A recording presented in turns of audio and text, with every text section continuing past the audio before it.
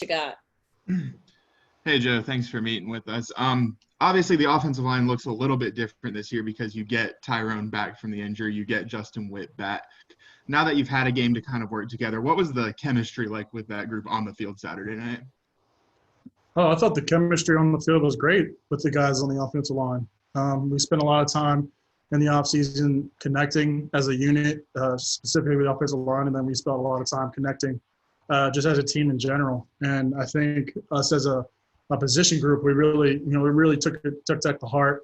And I'm really actually kind of, glad that you said that. It was noticeable on the field because we felt going into this game and going into camp that we were a lot closer and like a lot more tighter unit, and we could play a lot better together. Thank you. Brett Friedlander.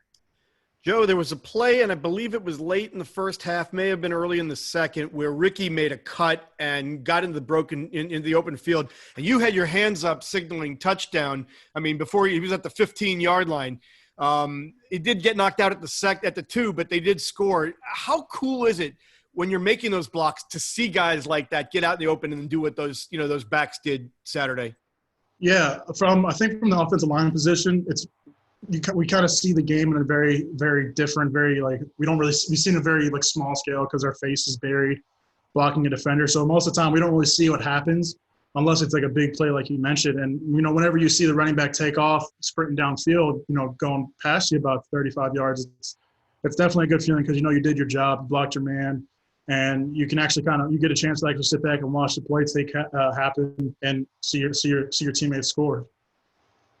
I think you guys only had 10 explosive runs of 20 yards or more all last season, and Saturday you guys had 7. Was it what was the difference? It's a great question. I think kind of going back to the point, putting in a lot more work in the off season, and really kind of coming closer as a unit. Because I think offensive line is one of the very unique positions on the football field where camaraderie and building chemistry as a unit really translates to better play on the field. And honestly, it comes down to too is everyone praises offensive linemen whenever you have a great game of rushing the ball. A lot of the times offensive linemen, we just get the play started, within the box, 5 yards down the field, 10 yards down the field. Where you see those big, explosive runs, like you kind of said, you see our secondary or our backs and our receivers finishing blocks on guys downfield in the secondary. I thought our receivers did a really great job finishing blocks in the secondary, which allowed us to get, those large explosive runs. So really, it really just comes down to everyone doing their job on the field, from the running back to O-line to the receivers to tight end to everybody, getting their job done, finishing their blocks, and getting those receivers out in space so they can, show off their speed and get some good yards. Thanks, Joe. Mm-hmm.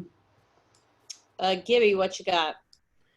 Yeah, hey, Joe, you guys lost a 14-point lead, and after what happened to you guys last year, where you're like, oh, no, here we go again, and to overcome that, I mean, how big was that for you guys to overcome that?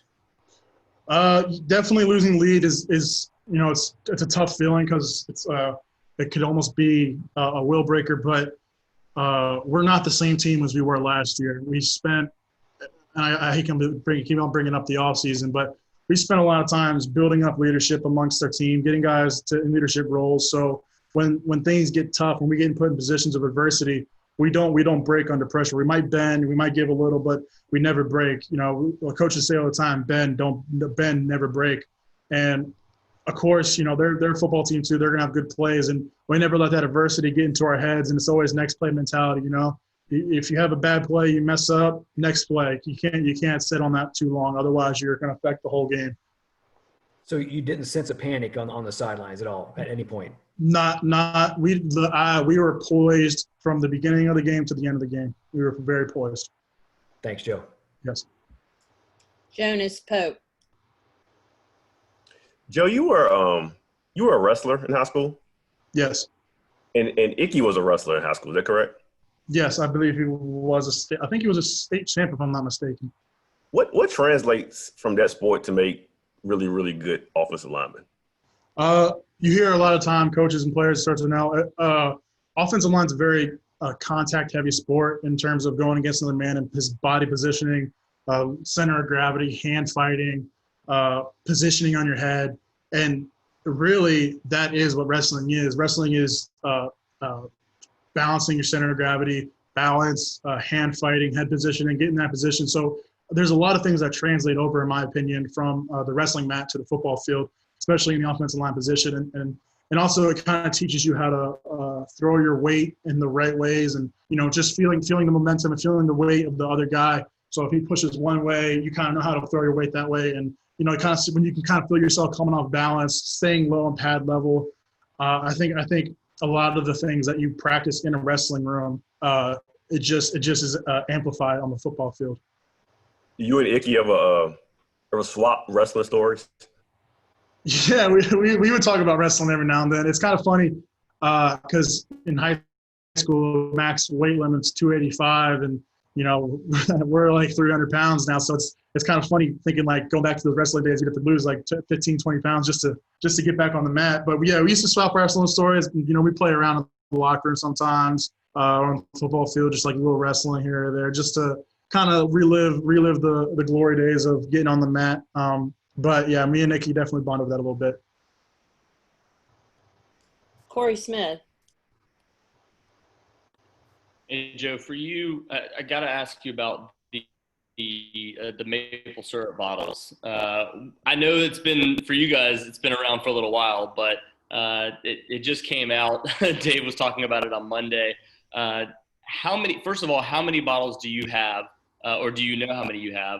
And what is that feeling like when you get that bottle of syrup on Sunday? Yeah. Every time you eat pancakes, you always gotta have a bottle of syrup with you. So that's no different than the football field, you know. So every time you get a pancake, you gotta have syrup to go with it.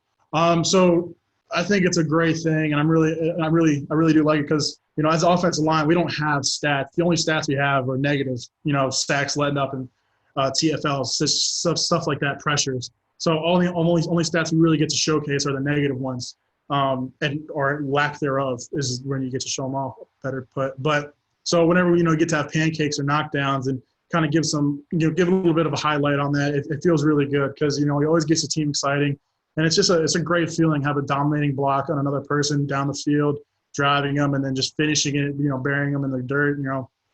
So it's a really good feeling, and it's definitely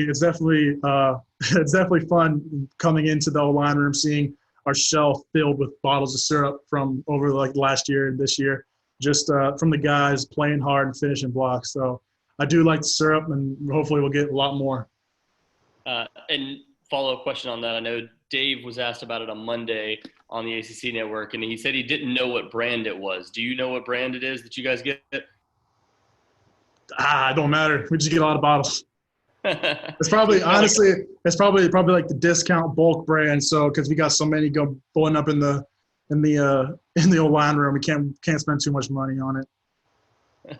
All right, thanks so much. It is a dollar store brand. I will confirm that. Yeah, we're not spending. We're not a dollar store. Yeah, we're not getting the nice bottles of syrup. That's for sure. It's the dollar store. All right, man. Thanks, Joe.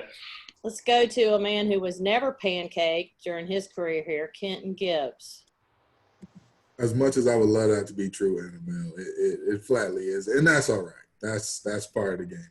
But even with Bud Foster gone and Caleb Fairley opting out, you still got a very strong defense in Blacksburg led by Rashard Brooks.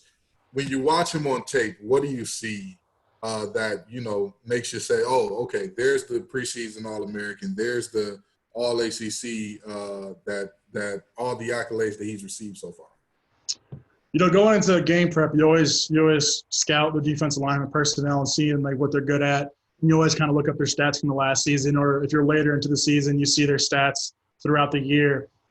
Since they haven't had a chance to play a game, because as they were going through the pandemic, as we kind of were in the past, it's kind of hard game prepping for a person you haven't really seen on tape yet. So you have to go back to the film last year, which, as you mentioned, got them all his accolades this year. I think I respect every time we go on the field, or our opponents on Saturdays, I respect them. I treat them all the same, even if they're preseason, all ACC, all world, whatever you want to call them. I treat them as if they're top-tier opponents because the preparation, it doesn't change for who you're going against. I have a lot of respect for all the D linemen that I go against because They're Division I, Power 5 football players just like me. You know, there's no such thing as easy defensive line. That just doesn't happen. Everyone here is on scholarship. Everyone here is playing just at the same level of football as I am. So I treat everybody the same, and I'm really looking forward to going against some good competition, and hopefully we'll have a similar outcome as we did last week.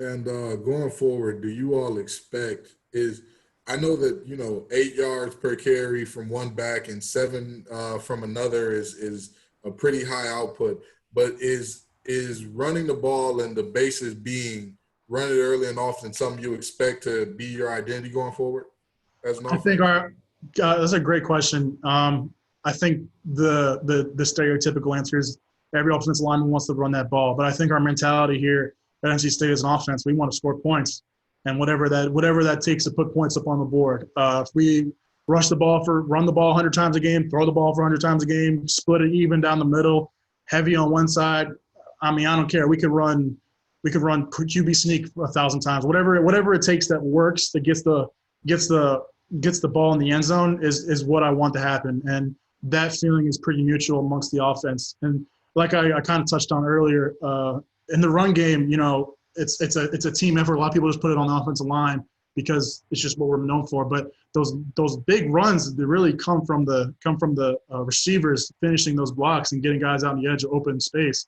So just as much as offensive linemen like to hang their hat on rushing the ball for 250 plus yards a game, it's really a team effort getting that done. So they're just as much involved in it as we are. So I would, if we go into the game, we throw the ball for 400 yards and we rush the ball for maybe like 100 and we win, that doesn't matter to me. I just want to win the game, get as many points, get more points than the other team, and make sure our guys, our quarterback are safe, our running backs are safe, our receivers are safe.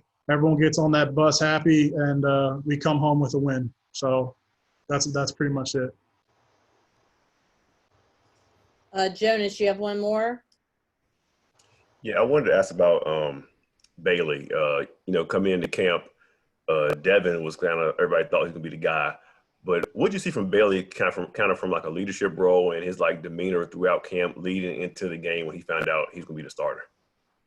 I'm sorry, could you repeat that? It was staticky a little bit. The second half of your question fell off. I couldn't really hear you. Yeah, I was saying, what did you see from Bailey throughout camp and leading up to the game once he found out he was going to be the starter, like his demeanor and how he carried himself?